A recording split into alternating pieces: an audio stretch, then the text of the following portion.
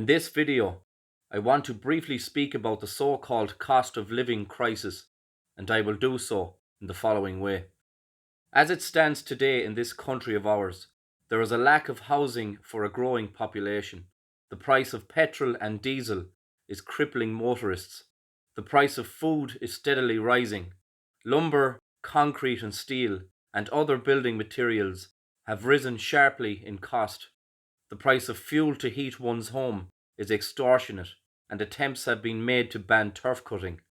Energy or electrical costs are also steadily climbing in the household. But for those of you who think such a catastrophic rise in the cost of living is a mystery, allow me to shed some light using the doctrine of cause and effect.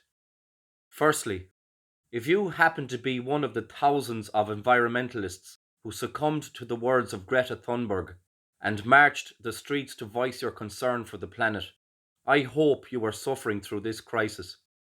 Your activism gave the government license to shut down several of the country's power plants, which served to make energy more scarce and therefore more expensive.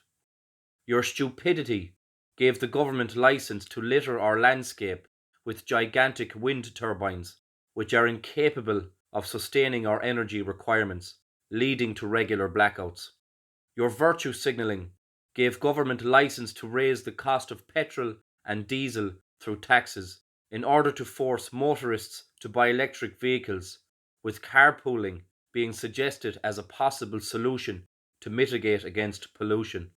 Your lack of understanding of basic economics, geography, as well as your desire to be infantilized by our politicians, has ensured that our people will suffer greatly so that we may shrink a carbon footprint that has a negligible impact on the world. Secondly, if you happen to be one of the millions who supported the decimation of individual liberty and freedom through months and months of lockdowns because you were afraid of a flu, you also have played your part to realize the suffering caused. Your fear and conformity gave government license to dictate what industries were essential and non-essential, thereby having a catastrophic effect on production, both domestically as well as globally. The construction industry in particular was sacrificed for your safety, which has led to a sharp rise in the cost of building materials as their scarcity was dramatically increased. Needless to say, few houses were being built during this period. Your desire for safety also gave license to government to implement fascist policies which took control of private businesses, costing the taxpayer billions in pandemic unemployment payments as our politicians decided who was important enough to work. Again, I take glee in pointing out that Ireland's army of self-professing anti-fascists failed to identify the fact that every business in the country had to serve the state by force or face the consequences. Your stupidity is truly boundless. Ireland's blind support gave government license to spend colossal amounts of money on PCR testing, and of course, the experimental concoction the majority of you put in your bodies. You can also thank yourselves for the rise in food costs too, as your support for lockdowns and other government interventions led to a decline in food production.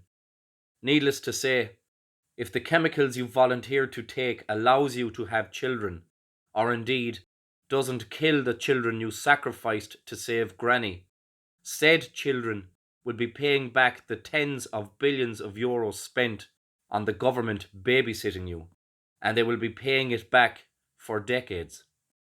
And lastly, if you happen to be one of the millions who developed a soft spot for refugees over the past several months, your good intentions gave the government license to accept an uncapped number of so-called refugees into this country. Each man, woman and child accepted represents a substantial cost to the taxpayer and a burden on our failing services.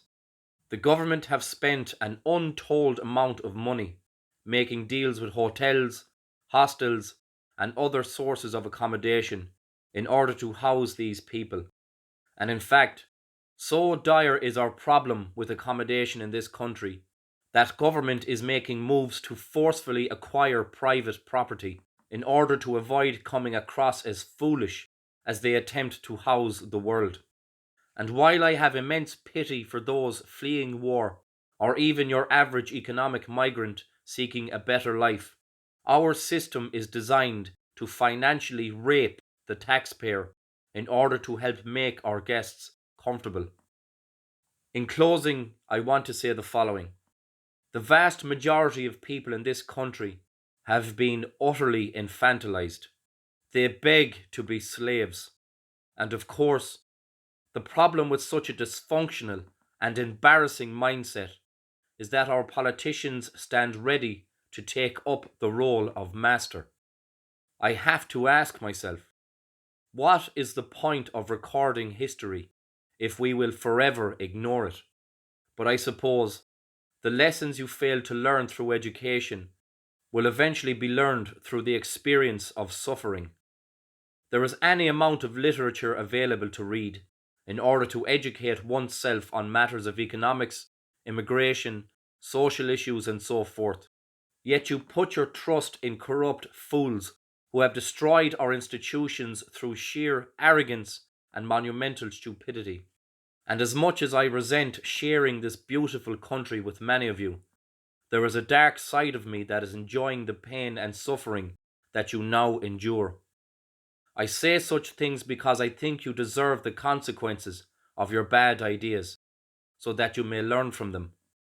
But as I see Sinn Féin topping the polls, it is clear to me that more suffering is indeed due before you learn your lesson, and I am very confident that the communists who are now gaining your trust will make great teachers.